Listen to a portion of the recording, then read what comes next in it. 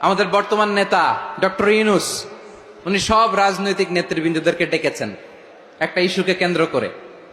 তার মানে গোটা বাংলাদেশ এক হয়ে গিয়েছে। আমরা সবাই উদ্বেলিত হয়েছি, উচ্ছ্বসিত হয়েছি, ঠিক কিনা বলেন? রাজনৈতিক নেতাদেরকে ডেকেছেন উনি, আমরা এক হয়েছি। এরপরে ধর্মীয় অঙ্গনের যে লিডাররা, বিভিন্ন ধর্মের, শুধু মুসলিম না, সবাইকে ডেকেছেন, আমরা ঐক্যবদ্ধ হয়েছি। এটাকে বলে ন্যাশনাল ইউনিটি, জাতীয় ঐক্য।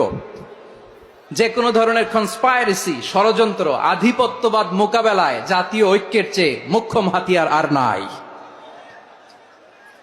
আমাদের একটা প্রতিবেশী দেশ আছে, আমরা আমাদের দেশ নিয়ে যত ভাবি তারা তার চেয়ে বেশি ভাবে। কথা বুঝতেছেন না? আরো ভেঙে বলতে হবে। হ্যাঁ, আমরা আমাদের দেশ নিয়ে যত উদ্বিগ্ন, এদের আরো টেনশন বেশি। বলেন, আমাদের দেশে শান্তি আছে না নাই? আমরা হিন্দু মুসলিমে কখনো দাঙ্গা লাগে? আসতে বলেন, কেন লাগে? ওদের পূজা পার্বণে আমাদের মাদ্রাসার ছেলেরা যে পাহারা দেয়, চিল্লায় বলেন ঠিক কিনা? আমাদের তাফসির মাহফিলের সময় ওরা ডিস্টার্ব করে, ঢোল বাজায় না। ওদের পূজা পার্বণের সময় আমাদের তাফসির মাহফিলের ডেট হলে আমরা চেঞ্জ করে দেই। সুবহানাল্লাহ, কি সাম্প্রদায়িক সম্প্রীতির রোল মডেল। আর ওই বাংলাদেশের ব্যাপারে তারা অনেক ডিসইনফরমেশন ছড়াচ্ছিল। ভারতের অনেকগুলো গণমাধ্যম, আমি জেনারেলাইজ করব না, আমাদের প্রতিবেশী দেশের সব গণমাধ্যমকে আমি দোষ দিতে চাই না, অনেকগুলো গণমাধ্যম তারা ডিসইনফরমেশন শেয়ার করেছে। ডিসইনফরমেশন আর মিস ইনফরমেশনের পার্থক্য আছে। মিস ইনফরমেশন না জেনে ভুল বুঝে একটা মিথ্যা বা ভুল তথ্য ছড়িয়ে দেয়া, এটার ক্ষমা আছে, এটার কি আছে? আর ডিসইনফরমেশন মানে ইচ্ছা করে, প্ল্যান করে, ম্যাপ করে, ছক এঁকে মিথ্যা, গুজব, রটনা সোশ্যাল মিডিয়ায় ছড়ানো, এটার ক্ষমা আছে? আওয়াজ করে বলেন, ক্ষমা আছে? ভারতের কিছু গণমাধ্যম তাই করেছে। আমরা ব্যথিত হয়েছি, আমাদের হৃদয়ে রক্তক্ষরণ হয়েছে। আমাদের প্রতিবেশী দেশকে বলতে চাই, আমাদের দেশ নিয়ে আপনাদের ভাবার দরকার নাই। নিজের চরকায় তেল দেন, নিজের দেশ নিয়ে ভাবেন। গত মাসের ভয়েস অফ আমেরিকার রিপোর্ট, বাংলাদেশে সংখ্যালঘু জনগোষ্ঠী আগের চেয়ে বেশি নিরাপত্তা পাচ্ছে। Report voice of America, Muslim report নাকি? মুসলিম জরিপ, ভয়েস অফ আমেরিকা। কথা বোঝে নাই বোধহয়। ভয়েস অফ আমেরিকা কি আমাদের রিপোর্ট? না, ভয়েস অফ আমেরিকার জরিপ, বাংলাদেশের সংখ্যালঘু জনগোষ্ঠী আগের চেয়ে ভালো নিরাপত্তা পাচ্ছে।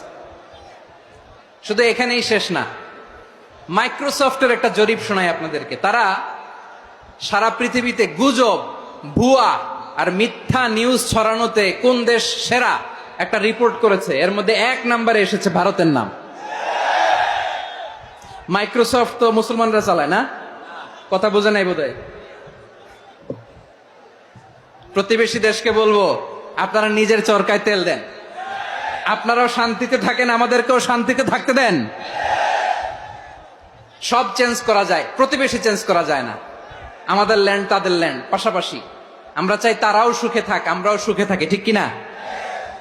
কিন্তু প্রতিবেশী হলে বন্ধুত্বপূর্ণ আচরণ করতে হয়। প্রতিবেশী যদি বন্ধু না হয়ে প্রভু হতে চায়, এরকম দানব প্রতিবেশী কেউ চায় না।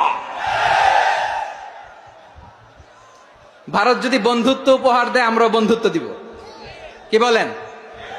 তারা যদি বন্ধু সুলভ আচরণ করে, আমরাও বন্ধুত্ব উপহার দেব। কারণ আমাদের পররাষ্ট্র নীতি হচ্ছে সবার সাথে বন্ধুত্ব, কারোর সাথে বৈরিতা নয়। আলহামদুলিল্লাহ বলেন, কত চমৎকার পলিসি আমাদের।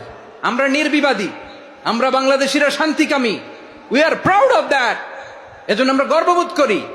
আমাদের পররাষ্ট্র নীতি সবার সাথে বন্ধুত্ব, কারোর সাথে শত্রুতা নয়।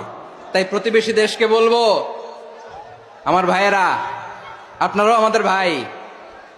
বন্ধুত্ব দিলে বন্ধুত্ব পাবেন। বন্ধুত্ব ইজ ওয়েলকাম, দাদাগিরি নয়। বন্ধুত্ব ওয়েলকাম, দাদাগিরি নয়। Loud and clear. ভারত যদি বন্ধুত্ব দেখায়, বন্ধুত্ব পাবে। কিন্তু ভারত যদি বাংলাদেশে আধিপত্যবাদ বিস্তার করতে চায়, বাংলাদেশের 18 কোটি জনগণ সেটা রুখে দেবে। ভারত যদি গৌর গোবিন্দের ভূমিকায় নামতে চায়, দেশের 18 কোটি মুসলমান শাহজালালের ভূমিকায় নামবে।